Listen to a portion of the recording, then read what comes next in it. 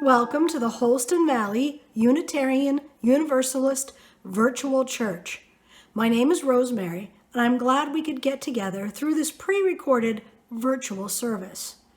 Our guest speaker, Juniper Stinnett, is an old friend to our church and graduate of ETSU, where she studied bluegrass music and philosophy.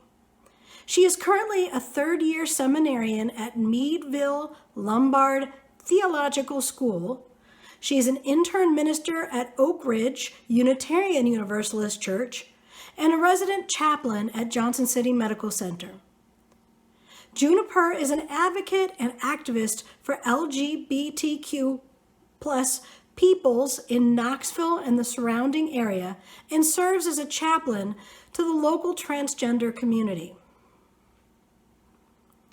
As we light the chalice, I share the words of Henry J.M. Nguyen from his book, The Wounded Healer. Who can save a child from a burning house without taking the risk of being hurt by the flames? Who can listen to a story of loneliness and despair without taking the risk of experiencing similar pains in his or her own heart and even losing his precious peace of mind? In short, who can take away suffering without entering it? As Juniper's hospital ministry can bring solace to a soul in need, so too can music serve to soothe. This morning, Kate Briere performs a traditional Welsh folk tune, Lan Y Mor, by the sea.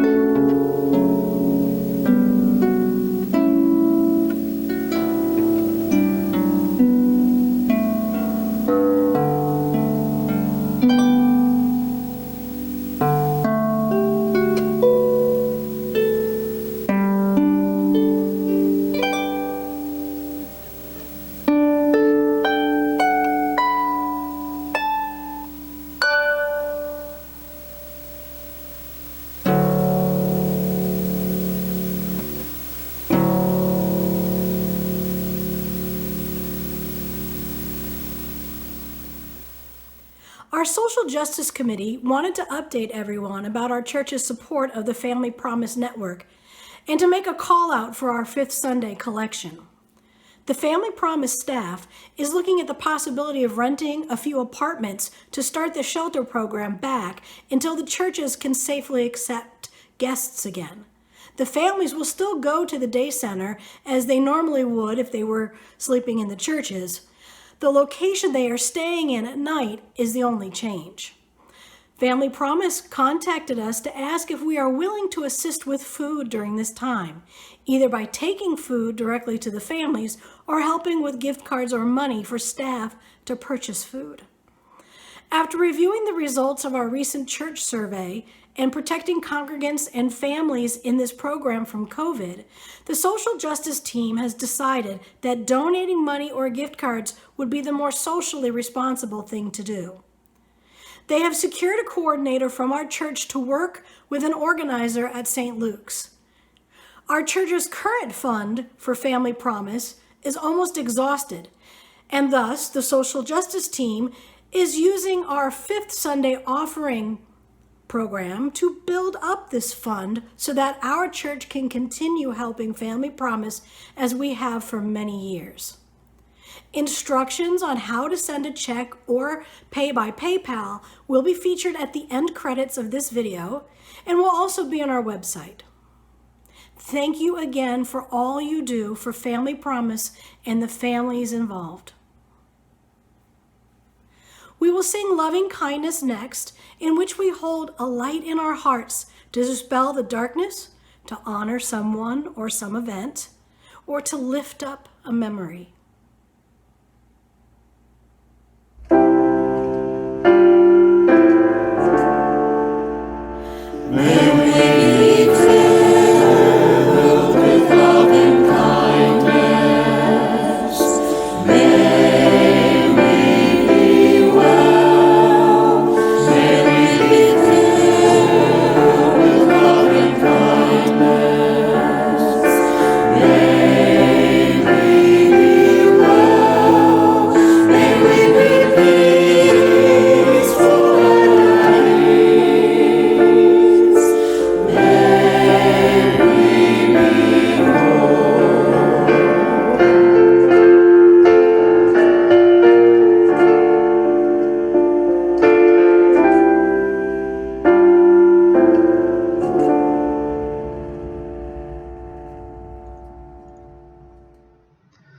It is good to be here with you this morning and to be invited to share my faith with you.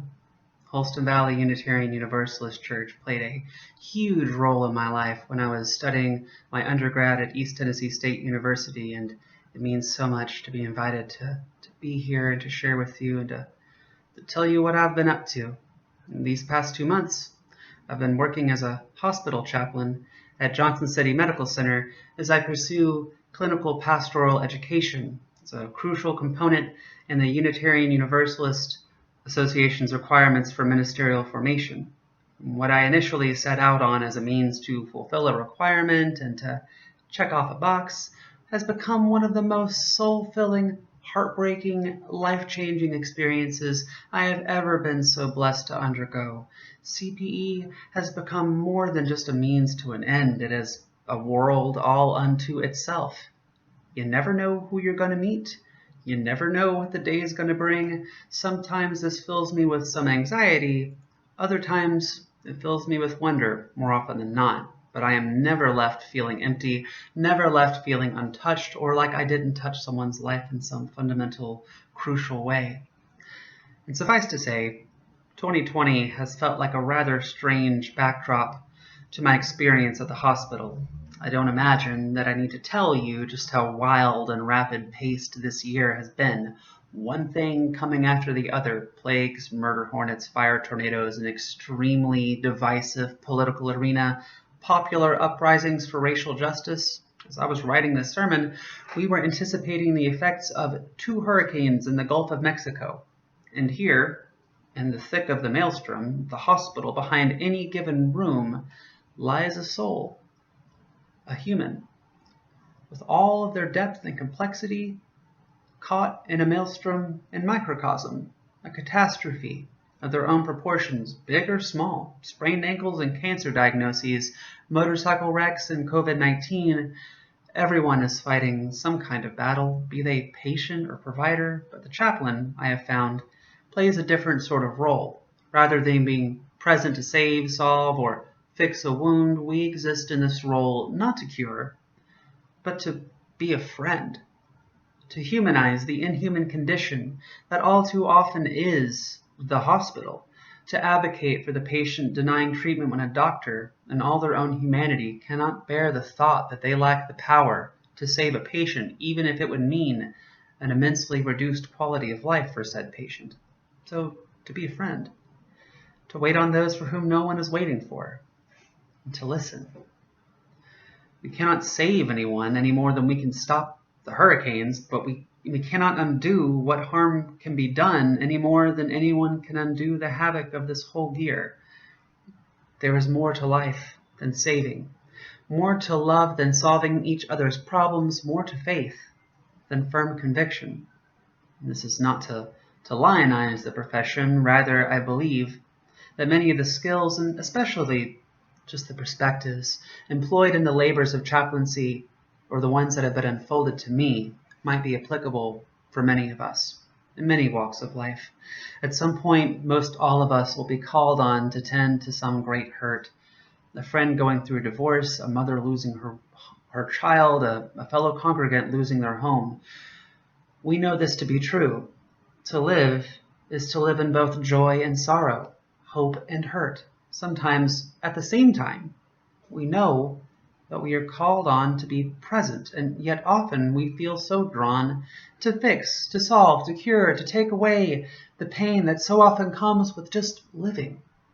Indeed, this very idea, particularly applicable at the hospital, that pain is something to be completely exorcised, might be a leading cause in the overprescribing of painkillers and prescription opiates, fueling the epidemic of overdose, ravaging our communities and filling our hospitals. In our modern, secular settings, wherein myth and mythology might seem to be elements of some bygone age, we still harbor many myths. By myth here, I mean stories, not simple and untrue tales, but a culturally important element that serves to define and characterize our lives. Many myths go unnamed, and we live under them casually and often unawares, but not unaffected. Something I have been considering as I have been learning the art of chaplaincy, and a theme I hear time and time again when visiting rooms is something like a myth of punishment. Something is wrong.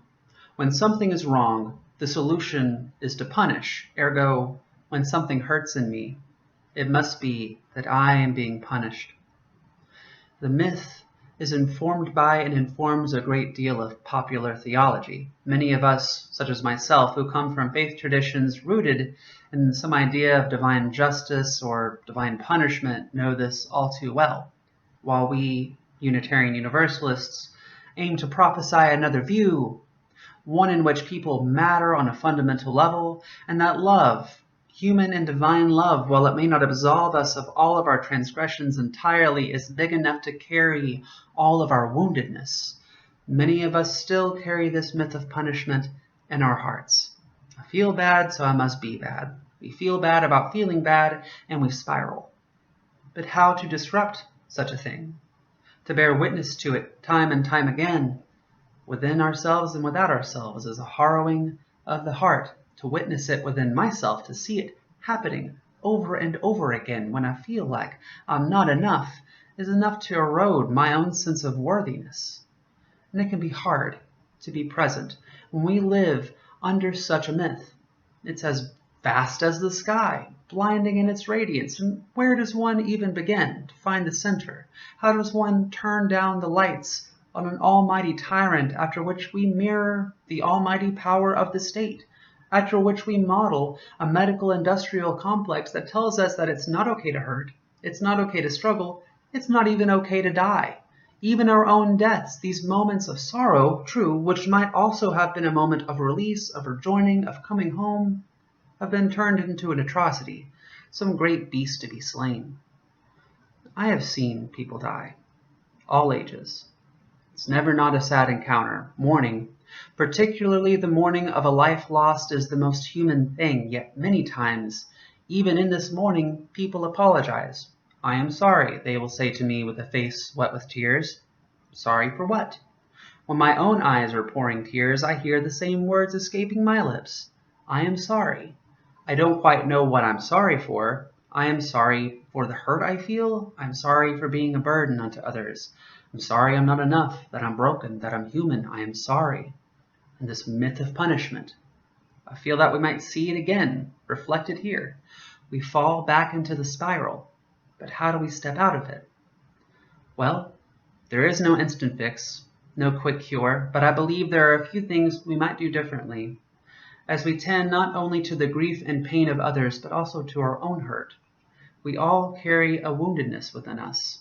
One of my favorite quotes I carry with me in this work of chaplaincy comes from Friedrich Nietzsche: to live is to suffer, to survive is to find meaning in the suffering. When we deny ourselves and others the validity of their own pain, we deny them and ourselves a potential path to creative meaning-making. This might be a means by which we gain some leverage here.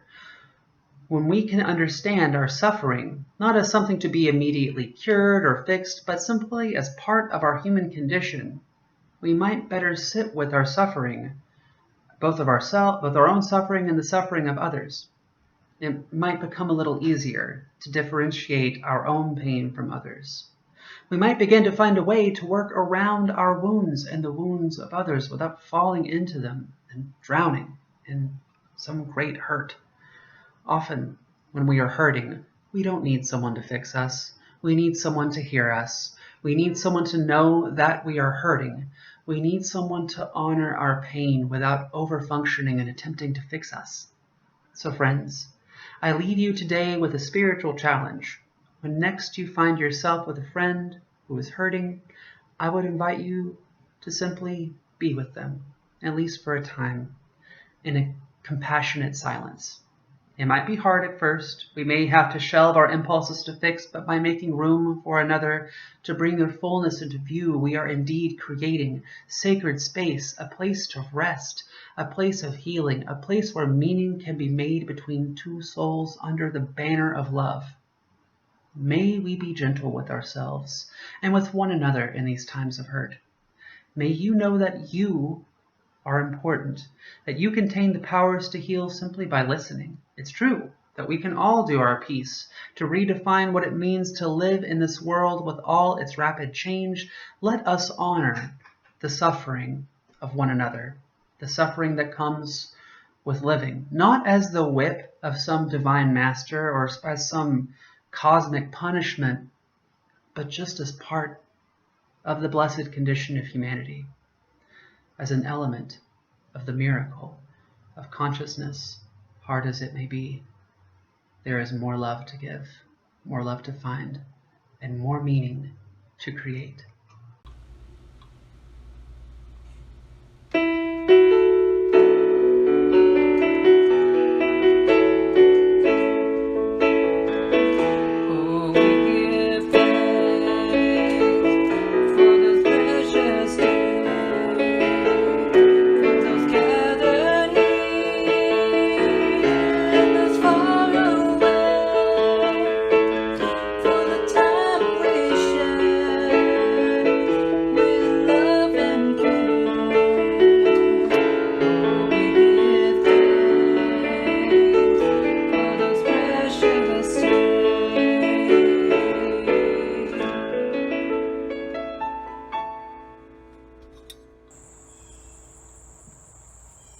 Each person we come across is a whole mystery unto themselves. Let us honor the mystery of the stranger, for they are not so far from being a friend as they might seem. Let us honor our own inner mystery and cultivate love toward ourselves, for all of ourselves. In affirmation of the inherent worth and dignity of all, let us affirm our own inherent worth and dignity as well. You are important. You matter. Your mystery is a brilliant star in this cosmos, and it is better for your being in it. Prophetic church, this harrowed world awaits the brilliant hope that you bring. Go forth, proclaiming the power of love with deeper listening that sets us free. Please help me close this service now. We extinguish this flame, but not the light of truth, the warmth of community, or the fire of commitment. These we carry in our hearts and share with all the world.